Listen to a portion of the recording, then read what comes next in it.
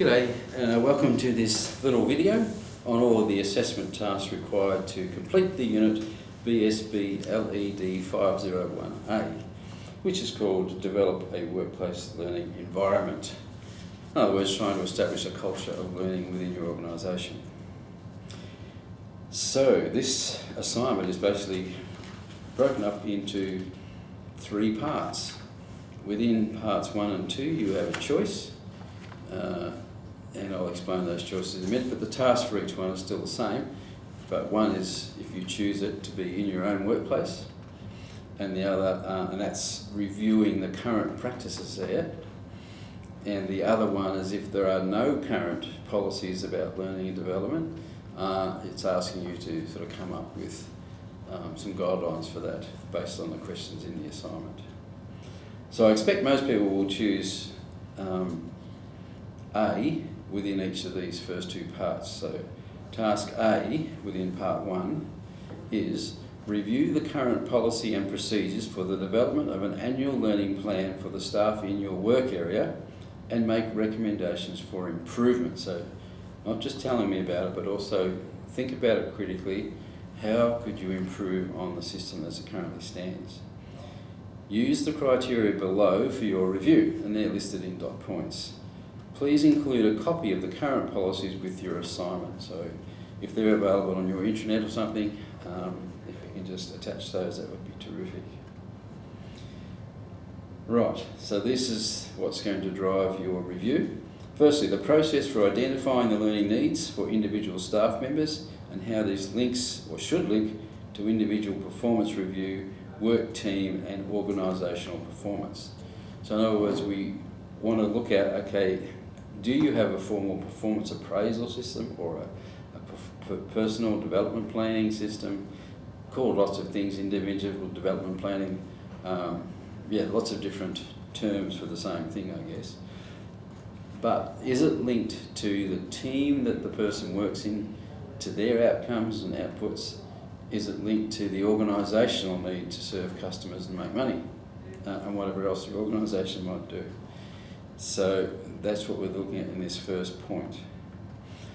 It's fine to have an informal system as long as everyone's clear on how it works, because informal systems only work if everyone understands them completely, and that way there's no reason to write things down. So usually we're looking at formal systems here. So the next dot point is the process for team members to assess their own competencies and identify their own learning and development needs. So usually, once again, in a formal performance appraisal system where you have individual development planning, people have a self-reflection or a self-assessment of their performance. They know their values and the objectives of their job, and they come up with things that they'd like to develop further themselves. So there should be an opportunity for that to happen. The next one is the process for planning the training program. So this is from an organisational point of view, remember. So who's to be trained in what, when and how will that training be delivered, and even where, and how often should it be, and how often should it be reviewed. So once again, it's a plan, isn't it? A learning plan. So it should have SMART objectives. In other words, we can see if someone's on track because of time or performance, and that way we can review how well their plan is going. So I guess if everyone has a performance appraisal within a work team and there are shared learning needs, then it makes sense that everyone is involved in a learning activity. But it might be there's only a few people need particular training or development. So we're talking about that process. How is it then provided to them? What opportunities are taken to deliver that learning? So the next subpoint is strategies to ensure the training program reflects the diversity of needs of individuals. The diversity of needs of individuals, I mean, it comes straight out of competency, that term, but what does it mean? So different learning styles that people might have, maybe they have a disability, a physical one that prevents them to go to training where the stairs involved and that sort of thing. There could be language barriers if English isn't their first language, or different culture, that sort of thing.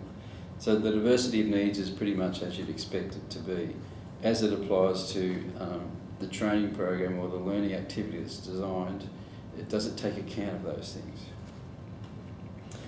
The process for organising the training to take place, including liaison with human resources.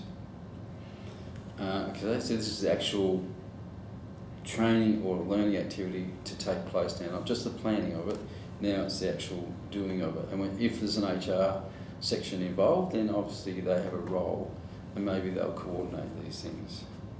But otherwise, who does that organising? Who makes sure it's done to the best way it can be for the participants involved? The process for assessing competency following training. Okay, so that's, if it is training, it might be a learning activity, a development activity. But how do we assess competency? In other words, have these people picked up the skill we expected them to pick up, or increased their knowledge like we expected them? So if it's about knowledge, then a test is an appropriate way, or it could be verbal, doesn't have to be a formal written test. Or observing people, if it's to do with skills, they might just do things better. Or they've learnt the skill using a spreadsheet or whatever it is, you can actually see that. So in our case, we do assessments with assignments, or I come to your workplace and observe and ask you things about what you do, and you show me evidence and things like that. But so assessing is a whole lot of different things can be. So that's one part of it. How do we assess that people have picked up the training? And then the second part of that is evaluating the effectiveness of the training. So they're two different things, aren't they? So the effectiveness is to do with the way it was delivered. Were they excited about it? Did it have a bit of fun? Did it have the 7 adult learning principles within it? Does it look at learning styles? Was it flexible for the people on shift work? That sort of stuff. And of course, effectiveness comes back to that, the 4 levels of evaluation that Kirkpatrick described, which we looked at in the workshop and is in the notes. And even the 5th one that someone else dreamt up, can't remember his name now, that was return on investment. What's the difference to our bottom line that this investment in training has caused? So we're looking at how people can transfer those skills. That's what we're looking at in terms of evaluation. And then the last part of this, part 1, the procedures for maintaining records of training which is either ongoing or completed. So how do we keep track of what training people are doing and what training they've completed? So in some cases they're refreshers for licences and competencies and registration, things like that. So we need to keep track of that to make sure people stay up to date. Otherwise we might go out of business. But the other training that people do, it also should be recorded and kept on file someplace. That's just talking about how that's done. So that's part 1, task A. If you choose to do task B, the questions you're asked to consider are exactly the same. It's just, it's if a formal system does not currently exist, develop policy and procedures appropriate to implement one. And we use the same criteria, so we want you to look at, so I don't necessarily need all of the policy words, but at least a paragraph or 2 on each of these things to show that you've considered them thoroughly. So exactly the same things that I just described for that task A, but it applies to task B if you're going to design these things for your workplace. Excuse me. But the last part of task B there is include recommendations about the type of documentation that is appropriate for the policy and procedures to be followed effectively. In other words, don't create them, but at least tell me about, would there be manuals, would there be training manuals, would there be checklists, would there be templates for planning, individual record templates and things like that. So we need to think about what goes with this training policy and procedures, that would back it up with a few tools. Okay, that's part 1 out of the way. Part 2, once again a choice between task A or B. Again, the choice is the same. Task A relates to your own work environment now, where there are some formalised processes for training. So remember, the one before was about annual training requirements. So they're generally things that are coming up we know about, but sometimes there are short-term needs for training or development, and that's what this part is looking at. So review the current policy and procedures for the identification and implementation of short-term training in your work area and make recommendations for improvement, same as before. Use the criteria below for your review. And once again, include a copy of the current policies with your assignment if you can. So just to elaborate a little bit, short-term training can include things like the introduction of new software, new operating procedures, new work practices, could be almost anything. But they're short-term and they usually sort of crop up throughout the year. So these are the review points we'd like you to look at. Identification of common situations where training may be required. These may include training an employee who is new to an area, training an employee who has moved to a different job, training for the introduction of new equipment or new technical or administrative features. So there's just a few ideas there. Next point in the review is the timing of this type of training or development, ensuring it is proactive rather than reactive. So in other words, oh, good, we've got all this new gear here, we better learn how to use it. Let's make sure it's proactive, we know it's coming, we've had some input into what it's going to be about as far as the policies go, or the procedures, or the equipment and what it can do, and the training is rolled out so that we're ready to go when it's all set up. Not everyone does that though. What else are we saying for you? And that make sure that it'll be delivered at a time, place and pace that will maximise effective learning. So that's the second dot point within this review. Third one is the recognition of preferred learning styles for individuals. So does the short-term training take that into account? Hopefully that's straightforward, the learning styles. The questionnaire within the notes, those who went to the workshop did that questionnaire. It was also done in the work priorities unit at the beginning of the year. So hopefully everyone's familiar with their preferred learning style so that you understand what you're doing there. The process for identifying who is or should be responsible for organising, delivering and assessing the training. So that's the next sub-point.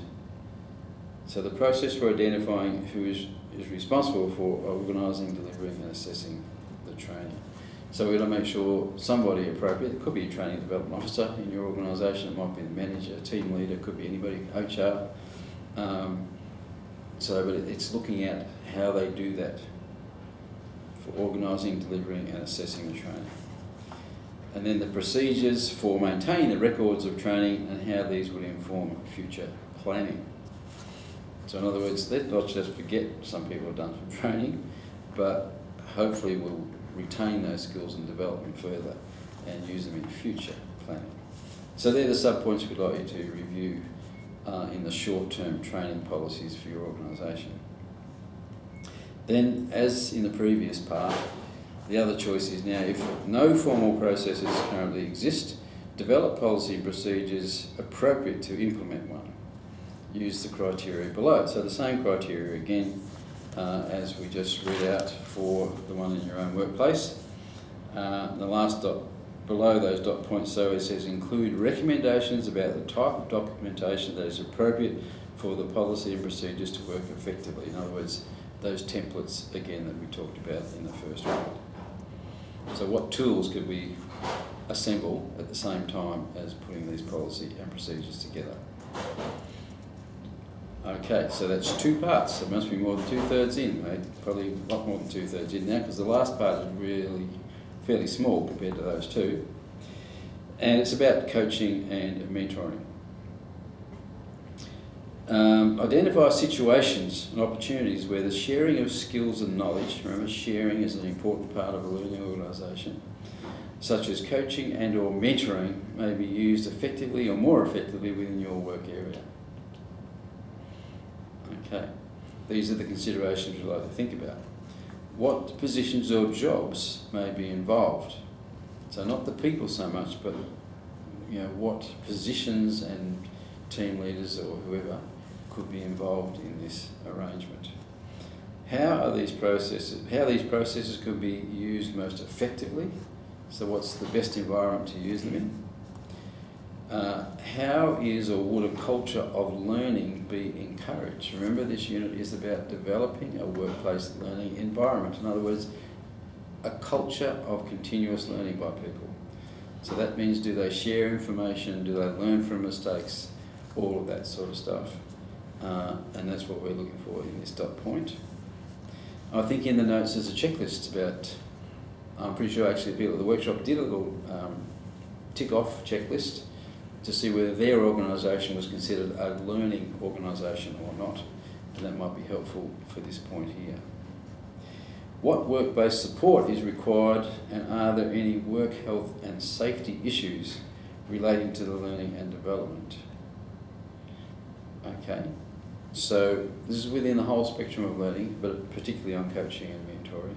Are the workplace health and safety issues involved, and what other support should be built in to make this effective? And the last point, how the process of coaching and or mentoring, so you've got a choice there. Remember, they are two different things. Two different things. They're described and explained pretty well in the notes. The people in the workshop have looked at this fairly much in depth, so we're pretty clear there is a difference, but you don't have to do both. It can be one or the other, but if you do both, I'd appreciate both. That'd be good. So how could this process be introduced? In other words, what steps should be followed if it's not currently there?